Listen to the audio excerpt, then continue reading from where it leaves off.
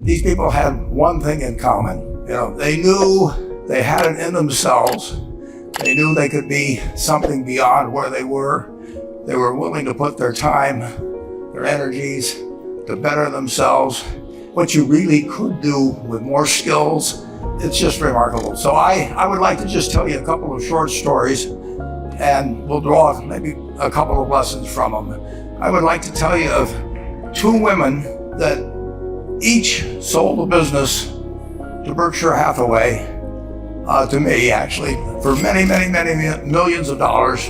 Both of them started with $2,500. By coincidence, it was the exact same amount. It was everything they had in the world. And one of them was a woman who landed in Seattle in 1917, couldn't speak a word of English, had a tag around her neck. The tag said Fort Dodge, Iowa. The Red Cross got her to Fort Dodge, where she was reunited with her husband who had come to the country a couple of years earlier. And she lived in Fort Dodge for 2 years. And as she put it, she felt like a dummy. She couldn't pick up the language. She couldn't learn a word. And so she and her husband decided to move to Omaha. So they came to Omaha in 1919. And there she found a small colony of Russian Jews, so she started feeling more at home. And then as her oldest daughter went to school, she would come home, this daughter, Frances, and she would teach her mother the words she learned in school that day. And this woman, Rose Blumkin, spent 20 years saving money, bringing first her siblings over, her mother and father, $50 at a time. She sold used clothing to do it.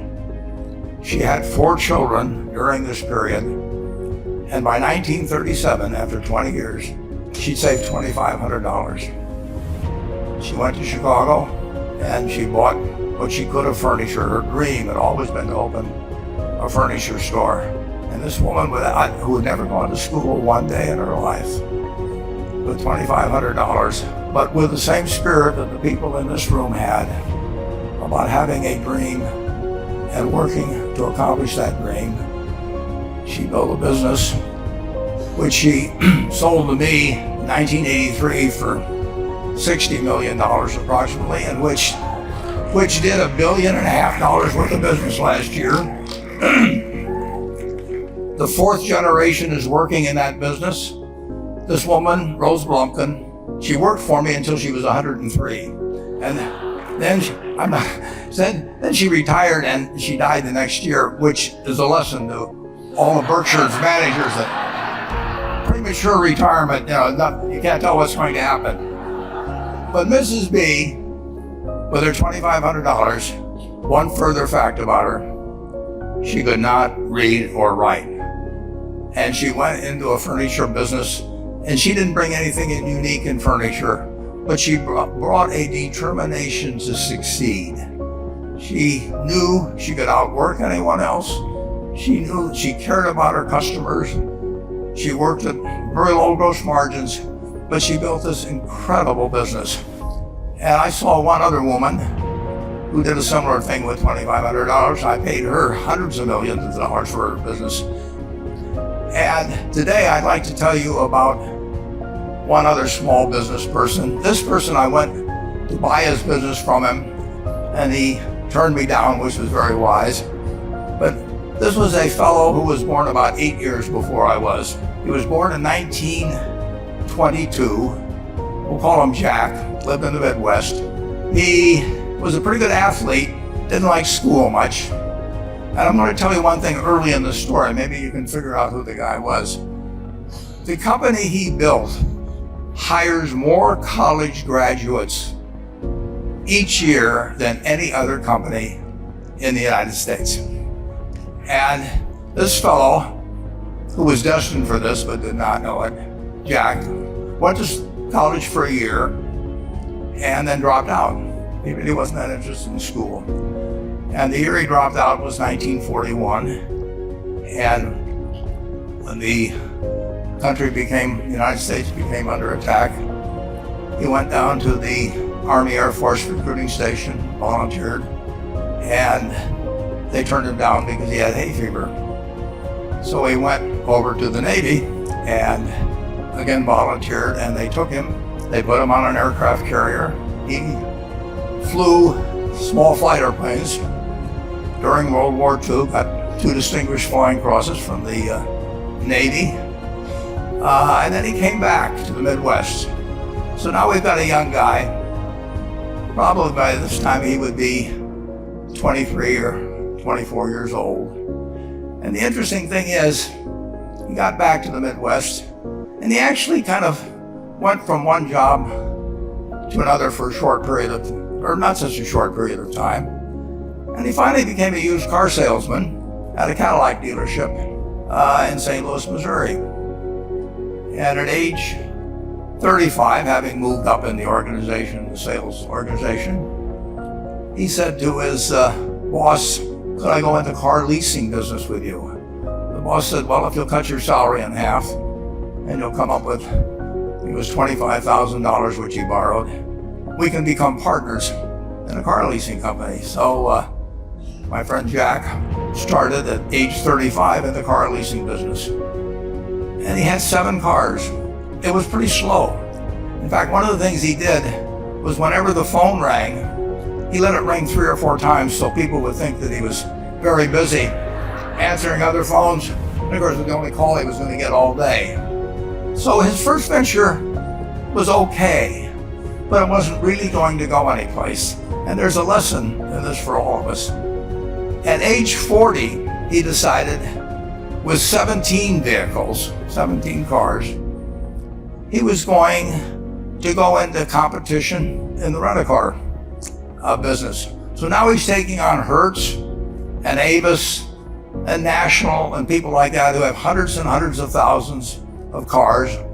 And he's got 17 cars, and his cars aren't any different than theirs. I mean, he's buying them from General Motors or Ford or Chrysler. And he can't get the airport locations. Those companies have them all sold up. But he was determined that he would basically offer the customer, can't offer him a different car, but he can offer them friendlier service than they've ever seen. And so he started a company. He named it after the battleship that he'd flown from in the Pacific, which was the USS Enterprise. And he died about a year and a half ago. But when he died, his rent-a-car company, starting with those 17 cars, was worth more than Hertz and Avis and all the rest of the rental cars put together. The man's name was Jack Taylor, and his son, Andy Taylor, is a good friend of mine, runs the business now. A grandchild is in the business. There'll probably be a 4th generation along the line. So this man in the United States, he didn't invent artificial intelligence. He didn't do anything that, just like Mrs. B selling furniture, I mean, that any one of us could have entered those businesses. But he lived by the creed, basically, of delighting his customers and working with people and establishing the relationship with them so that they in turn would want to delight the customers. He couldn't go out there and take care of every rental car possibility, but he learned how to project himself and his attitude toward his fellow man and his desire, to make a friend out of every customer. He managed to take very ordinary cars and turn them into this extraordinary business from virtually nothing. And it illustrates several points. One is, you don't necessarily get it right exactly right the first time. I mean, the car leasing business, basically you were competing on the cost of money to finance cars. And it's very hard to delight a customer when you just give them the car and tell them to send you a monthly check for 5 years and you'll be back at that time. So his talents were being wasted basically in that business. But at the age of 40, with all of that experience behind him, he found the golden key. He took a very ordinary business and turned it into an absolutely extraordinary operation, just like Mrs. B, the Rose Bumpkin, did with furniture.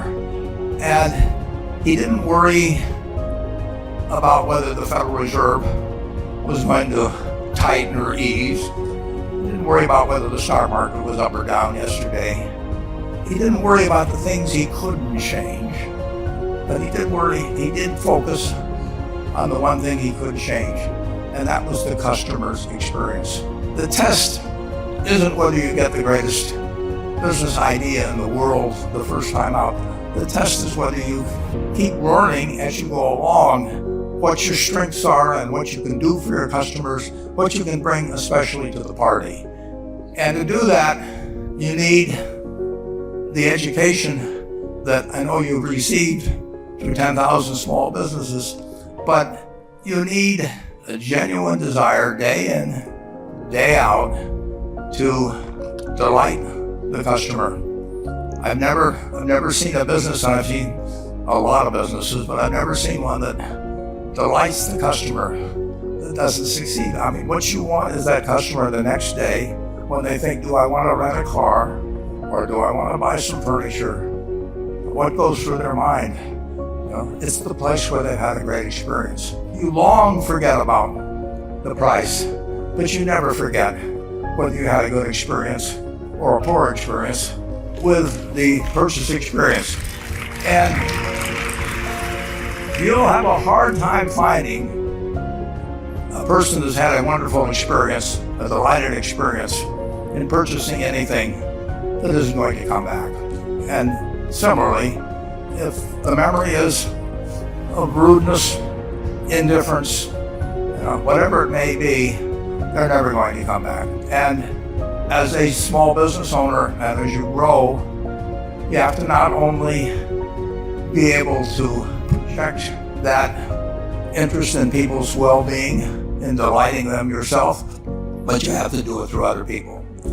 And you won't be able to do it through people who themselves do not feel they're being fairly treated, that their views aren't appropriately considered. So you really do have to learn to multiply yourself through other people. And I advise the young people to come to Omaha. It's very important to surround yourself with people that are better than you are. You are going to move in the direction of the people you associate with. So I advise you to seek out, as your partner in business, your partner in life, whatever it may be, look for the people that actually are examples to you rather than somebody that you think you need to straighten out yourself. And simple rules like that, delighting customers, working for other people, associating with people that will cause you to move in a better path than you might otherwise have, they will take you so far in life that it's hard to believe. I mean, they took Rose Bumpkin without being able to speak a word of English, couldn't read or write, and they took her to what is now $1.5 billion. I'm looking at 2,200 people here who I admire. I'm cheering for you, and I can tell you the best is yet to come. Thank you.